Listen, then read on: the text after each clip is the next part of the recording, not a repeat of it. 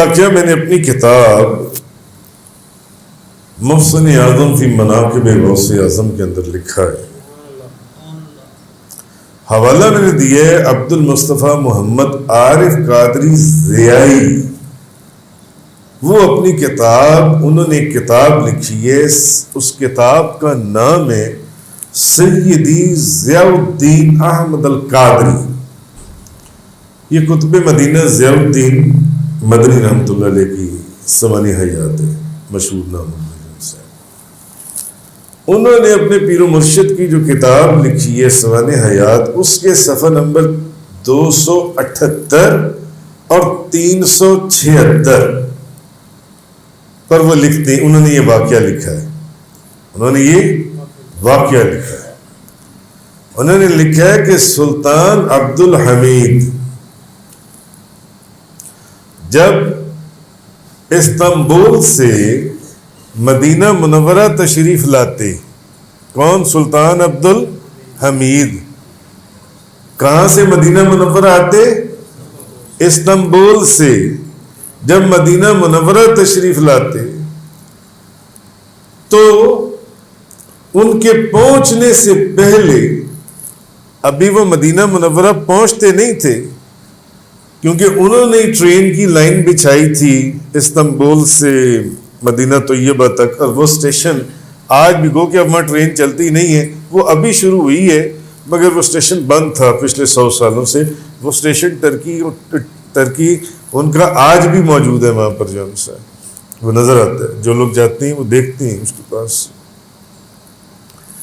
تو ان کے مدینہ منورہ پہنچنے سے پہلے ٹرین کے اوپر جو انہوں نے ٹرین چلائی تھی استنبول سے وہاں, آج سے 100-150 سال پہلے, وہ ٹرین کے ذریعے وہاں ان کی بگی اور ان کا گھوڑا پہنچ جاتا تھا سلطان عبد الحمید کا.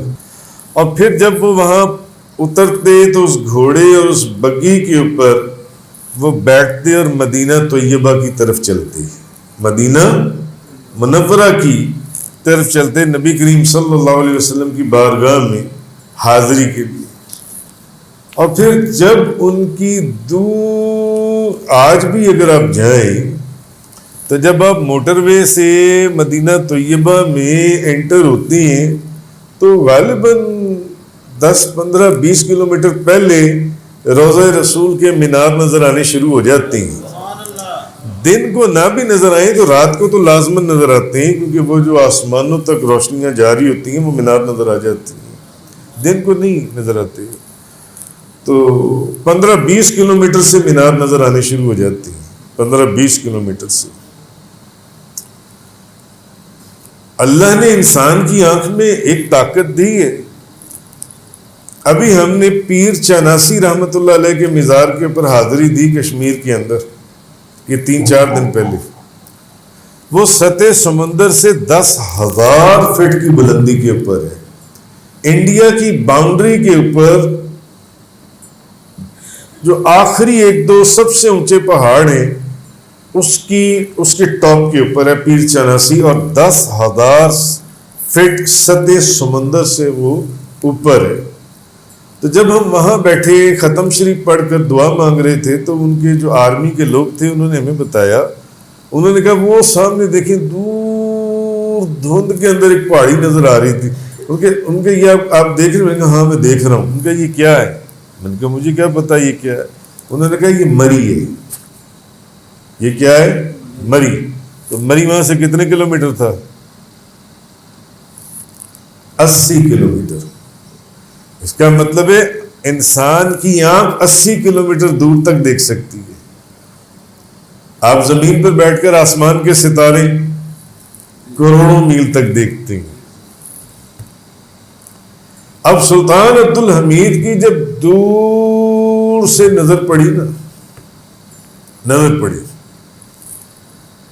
تو اب سلطان عبد الحمید جن سے وہ جب بھی جاتے ان کی بگی اور گھوڑا پہلے پہنچا دیا جاتا ٹرین کے ذریعے.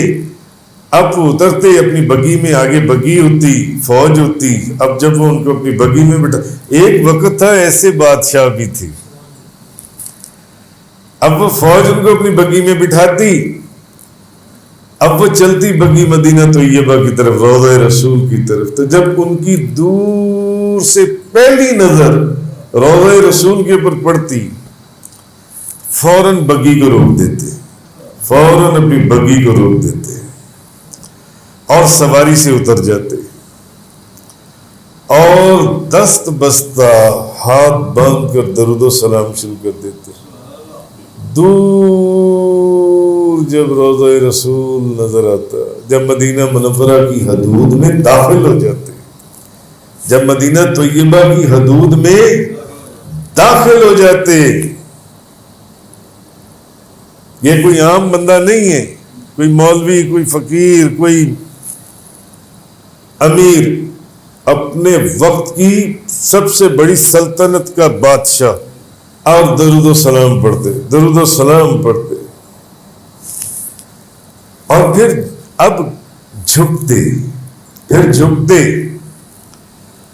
اور زمین کے اوپر گھوڑے کے جو سم اور پاؤں ہیں، گھوڑے کے جو گھوڑے ان کی بگی کو مدینہ منورہ کے اندر روضہ رسول کے قریب لے کر آتے، گھوڑے کے سم اور پاؤں کو مدینہ منورہ کی مٹی اور خاک لگ جاتی، سلطان عبد الحمید جھک کر ان گھوڑوں کے پاؤں اور سموں کے بوسے لیتے،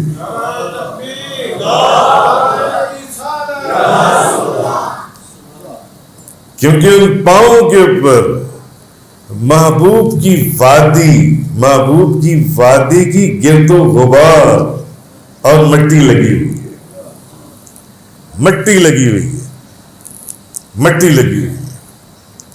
اور یہ واقعہ میں نے آپ کو کتاب بتا دی، آپ بازار سے جا کے خرید لیں، اور اگر خود نہیں خرید سکتے تو میرے پاس آ کر پڑھ لیں۔ یہ واقعہ سیدی ضیاء الدین احمد، یہ جو ضیاء الدین مدنی تھے، قطب مدینہ جن کو کہا جاتا ہے، یہ ان کی سمان حیات ہے جو عبد المصطفیٰ محمد عارف قادری ضیائی نے لکھی ہے۔ اس کے اندر 2 صفحوں کے اوپر یہ واقعہ لکھا ہوا ہے، پیج نمبر 278 اور 376 کے اوپر یہ واقعہ لکھا ہوا ہے۔